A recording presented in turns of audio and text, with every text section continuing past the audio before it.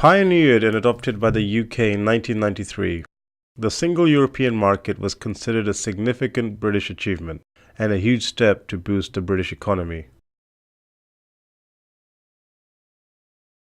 Britain is fully communautaire, and that in many cases she is leading the pack, and she'll continue to lead the pack in facing the real problems, and I shall be just as realistic and frank about who isn't as I have been today. It wasn't the vision of Brussels bureaucrats, let alone of Hitler and Napoleon.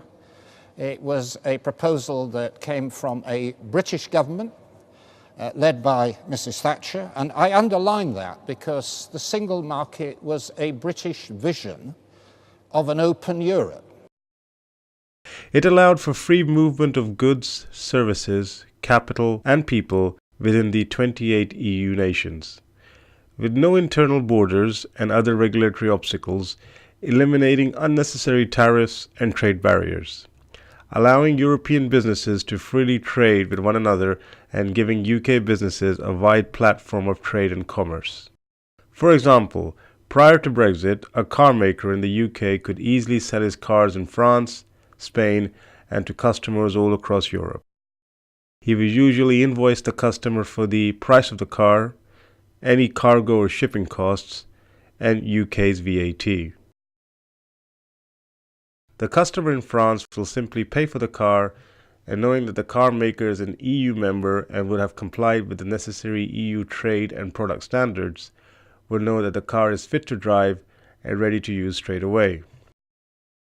This ease of business for the car maker enabled him to sell his cars to customers all across Europe, giving him a large European customer base.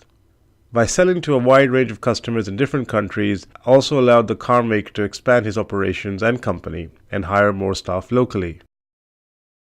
Being in the same market and competing with other car makers across the EU, the UK car manufacturer would also need to be innovative and improve his products to stay competitive, as he could easily lose his customers to any other car maker in the EU.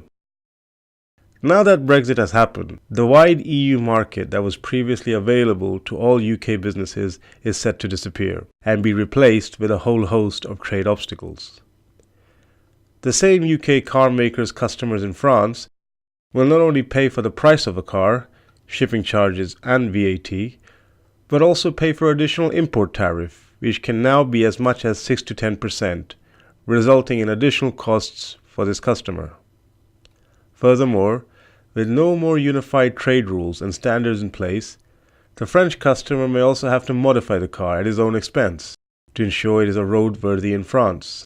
This will be another cost the customer will have to pay each time he buys from the UK car maker.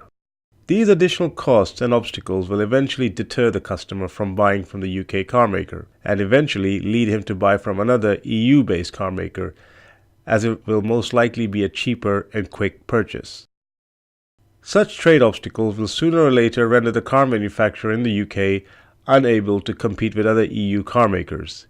Institutions might lose their financial passport, which enables them to operate across borders. And I think there's also concern that companies that do business across borders between the UK and the EU could face disruption to their supply chains. So there's two factors, I think, weighing down on the pound at the moment as a result of these concerns about a hard Brexit. He will have to cut his prices to absorb the cost his customers will have to pay on account of the import tariffs and charges.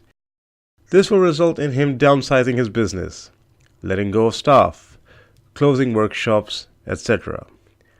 It will also force him to now focus on a narrower UK-only market. Brexit and the uncertainty surrounding the trade deal with the rest of EU has also hit the pound to a 31-year low against the dollar, rendering it one of the worst performing currencies of 2016. If the same UK car maker depends heavily on importing equipment and parts from other EU countries, for example Germany, what would usually have cost him £100 prior to Brexit, with the pound now being well depreciated against the euro, just like the dollar, will now cost him close to £170. Plus, with no trade deal in place, he will also have to pay import tariffs and duties, increasing his costs even more and eating into his profits. These new tariffs, additional costs, and the new difficulties of importing parts and supplies will exert pressure on both the input and output of the car maker's business, rendering him to eventually close shop. On the 29th of March, the UK would officially pass the bill to trigger Article 50. This will set in motion the leaving process for the UK.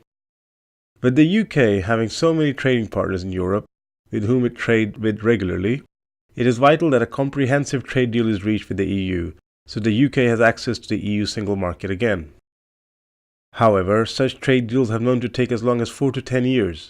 Such delay will not only lead to further uncertainty and confusion, but especially affect the 5.2 million small and medium-sized businesses that operate here, and make up 99% of all UK businesses.